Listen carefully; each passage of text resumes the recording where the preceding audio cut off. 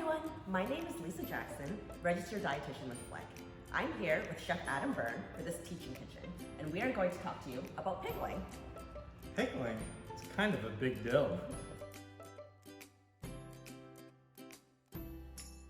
Did you know that 45% of fruits and vegetables produced around the world are thrown away? Not only are pickles a tasty side to any dish, but pickling is also a great way to help reduce food waste. Pickling provides you with an opportunity to preserve and extend the life of parts of produce that would otherwise be thrown away, such as watermelon rinds or produce that's past its prime or doesn't look perfect. So Chef, could you tell us a little bit more about what pickling is exactly? Absolutely, Lisa. The term pickling actually refers to a technique using a brine or a vinegar to preserve food. When you think of pickles, think of running to the grocery store to grab a jar to put on top of your hamburger. There are actually many more different types of pickles, and pickling is quite simple to do at home. Today I'll be showing you how to make the classic pickled cucumber. So is it true that you can make pickles with as little as 4 ingredients? Absolutely. All you need to do is pick your produce item, grab some vinegar, salt, and sugar. Let's gather the ingredients to make our classic cucumber pickle. So we're gonna need our cucumbers, and we're gonna take that cucumber, and it's important as we're cutting up our cucumber, you don't wanna cut that cucumber too thin or it'll get too soggy when you're pickling it. I'm just gonna cut that about 1/8 of an inch thick, and I'm gonna go down here and get that all ready for us. While the pickling process changes the nutritional content a little bit, the foods you pickle still contain the fiber, vitamins, and minerals found in fresh fruits and vegetables. This is especially true for pickles that we make ourselves at home, and we can control the ingredients. The pickles that you might buy in a store may have a higher sugar and salt content or contain dyes or other preservatives. There are actually 2 different distinct methods of pickling. Vinegar pickling ensures preservation by immersing the produce inside the vinegar or brine that we're using. The other, much older method is fermentation, caused by a chemical reaction between the natural bacteria and the sugar that are found in food. A good example of that is kimchi. Vinegar pickling, or quick pickling, is a simple process. Salt, sugar, vinegar combined, heat it up, and then you add your fruits and vegetables to begin that pickling process.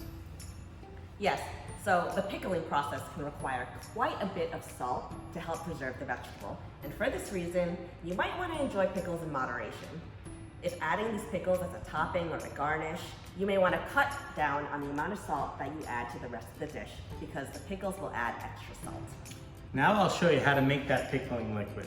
So first we're going to get our pot and put that over a nice medium heat, and we're going to add our vinegar. And if you see here, I have some traditional white vinegar, but you could use other flavors of vinegar as well, like an apple cider vinegar or red wine vinegar. We're going to dump our vinegar into our pot as we're heating it up. Once we get our vinegar in there, we're going to grab some salt. And again, as you mentioned, Lisa, we're going to control the amount of salt. I'm not just going to dump that in. We'll give a little salt into the vinegar, and I'm going to put some sugar in here. Depending on the item that you are pickling, will allow you to adjust the amount of sugar needed if it's a bitter item or so on. And now we're going to bring this to a boil here, and we're just going to stir that in until it dissolves and comes to a nice boil. Now we're going to grab them cucumbers that we cut up earlier, and we begin to put them into our pickling liquid. So I'm going to put it right into our jar that we're going to package our pickles into to make the pickling process quick and easy. So I'm going to add some fresh dill right into the jar at the same time before I put my pickling liquid in. Now I'm going to add my hot pickling liquid. So Chef, do we need to wait to cool the pickling liquid before we add the cucumbers? Great question, Lisa. No, it's actually better to use the pickling brine when it's still hot or warm, because that will begin to tenderize that fruit or vegetable item, but it won't fully cook it, so you'll still have a nice crisp pickle. And once we add that into our jar, we're going to be able to package that up and put it in the refrigerator for storage.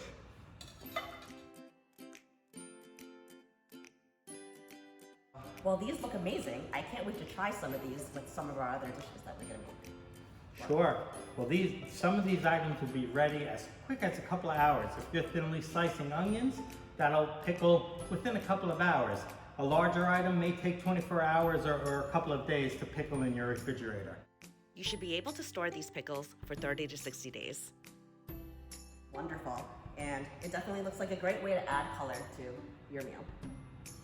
And I love the acidity from pickled items when we're adding that to one of our dishes, whether it's a spicy piece of chicken or a sweet item, whatever, the acidity in the pickled item will really enhance the flavors of your dish.